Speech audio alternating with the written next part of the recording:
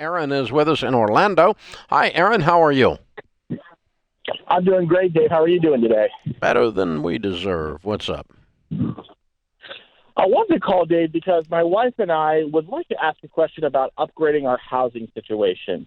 We're currently on baby step 6 right now, and we've maxed out our 401k Roth contributions as well as an additional $6,000 for her Roth IRA.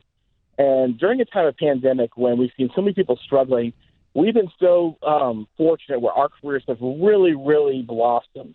And a big dream of my wife's has always been to move to a certain area in Orlando, as well as myself, and upgrade our housing. And right now, we have the ability to save, on average, about an additional $50,000 to $75,000 a year that we'd like to put towards making this purchase. We want to be patient about this purchase because there's not a lot of houses that come up for sale in this area regularly, and when they do, they go very, very quickly, and we're just not in that position quite yet. So my question for you is, would you take this additional $50,000 to $75,000 that we're making additionally on an annual basis and just pay down our current mortgage, or would you take that and put that maybe in a growth mutual stock or mutual funds arena to let it grow and then use that towards paying towards the down payment of the house when we find the right deal at the right time? Oh, you're going to sell your house, aren't you? Absolutely.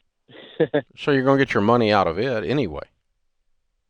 Correct. We currently owe about $230,000 on our home right now, and it's worth over $400,000. So we have a good amount. Let's just say equity. let's just say your careers continued to blossom and you paid it off. Yes, sir. And then you found the house in the dream neighborhood. You just put that one on the market and sell it and use that for the down payment, right? Correct. My wife, she's the one that's getting more analytical about it, and she's wondering if we're better off using it and seeing maybe that 8% growth on it as opposed to just we're paying right now 2.625% on our mortgage rate, and she thought maybe it'd be better off, investing it there and seeing growth there rather than paying down the mortgage itself. Yeah, that's when you didn't do math. Because here's the problem, okay? The way you get into that new neighborhood has got 95% to do with you saving $50,000 to $100,000 a year. It has 1% to do with what the rate of return on your savings is. The math that gets you into that neighborhood is not rate of return. It's your savings rate based on your income. Mm-hmm. So, if you want to use that argument that she's using, we would never pay off the mortgage. Correct. Yes. My contention is I'd like to pay off the mortgage because I would like to be able to do my debt-free screen no matter what. Well, yeah, and either way, you get to your goal. But the idea that somehow making a little bit more on your money is going to get you to the goal faster, no, you're adding risk to the equation, and I wouldn't do that. I agree. I would continue to work your plan. And the other thing I think I heard is that you're putting more than 15% of your income into retirement? Correct, sir. Yeah, because I would hold up at baby step 4 at 15% going into retirement, and I would throw everything else at the mortgage. That's the baby steps. The additional amount is more towards looking towards the kids for their education for college. No, I'm said 15% towards retirement. Oh, yeah. Oh, yes. You said you maxed out everything. Are your income so high that maxing out everything is 15% of your income? I believe the maximum we're allowed to deposit right now is it $18,750 or something like that. This year's $19,500. Yeah. Yeah. So we've maxed that out completely, and then we started. Is that more than 15% of your income? Yes, it is, sir. Okay, that's not what we teach. No, I'm sorry. I'm sorry. It is more. I'm sorry. Yeah. And so you're putting in 22 to 25% of your income instead of 15% of your income. I would back that down, throw everything at your house. Let's get your house paid for. Pile up cash once the house is paid for. Beyond that, yeah. So yeah, you guys. That's what we teach. Again, you can do your plan if you want to do your plan, but 15% is the most of your household income. Take your household income times 0.15 is the most I'd be putting into those 401ks and Roth IRAs. Anything beyond that, kids' college, anything beyond that, We're paying down the house, going to get it paid for, and then you'll be ready, Christy, to move into that other house. Well, and the other thing that that I love that you pointed out, Dave, is it's not just about the money as it is. We're talking about like where you put the money, the risk. And so, Aaron, you want to get in this special neighborhood that's hard to get into. You're going to be in a really good position if you have hardly any mortgage or a paid off house and then some saved up cash when you make an offer on a home in any kind of market versus worrying about what the mutual funds are doing or whatever. You're just going to have so much more control to make a good offer and have a good position for that house you want. And that's what we're trying to help you do. We're trying to help you get in a good position financially, but also from a control standpoint and options. Yeah. So you guys are, again, you can work your plan, your wife's plan if you want to. That's allowed. There's nothing against the law.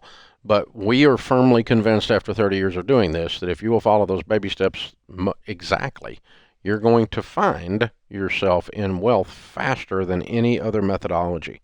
And we've actually got millions and millions of people that have done it that are the data points that indicate that.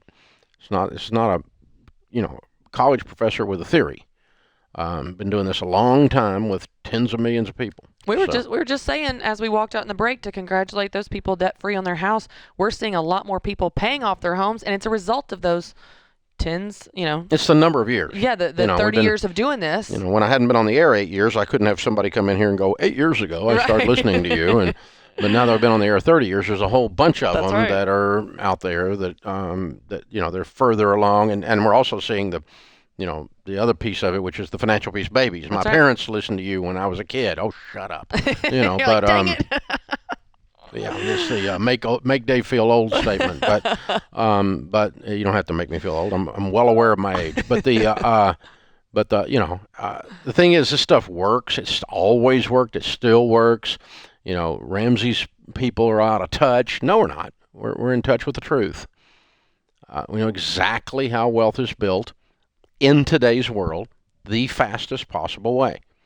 And there's a lot of stuff we don't know anything about around here, but that's not one of them. We are the expert on that in the whole freaking nation. So, and it's it's not my age does not disqualify that. As a matter of fact, it qualifies it. So, well, you don't understand modern. Yes, I do, you goob. I understand modern everything. I can even work my own phone. Go figure. But this idea that somehow that the principles of wealth building have somehow shifted dramatically in the past 10 years and Ramsey's a boomer and doesn't get it, it's just asinine. Yeah. It's just ridiculous. So the principles have always been the same. They will always be the same. And now the vehicles you use might shift. Some of those things might change, but you can't use that to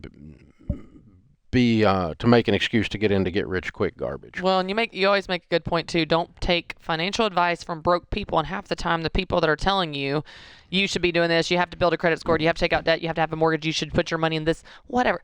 They're people that are deeply in debt. They're people that are not winning financially. These are not the kind of people you want to listen to. If the financial blogger you're reading lives in his mother's basement, there's a problem here. We need a track record. We need proof. There's a little bit of there's something going on here. I got socks older than him.